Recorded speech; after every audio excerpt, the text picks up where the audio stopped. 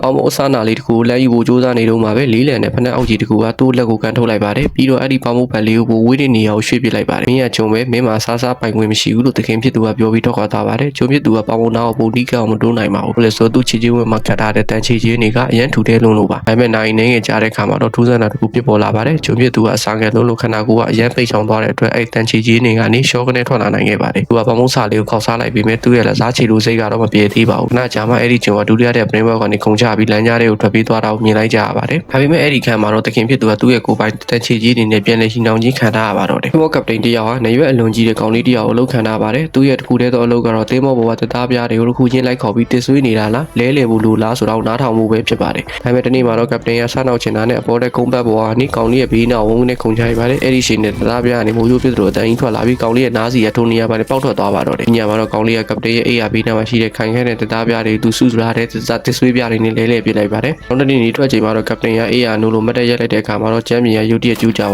ပါတော့တယ်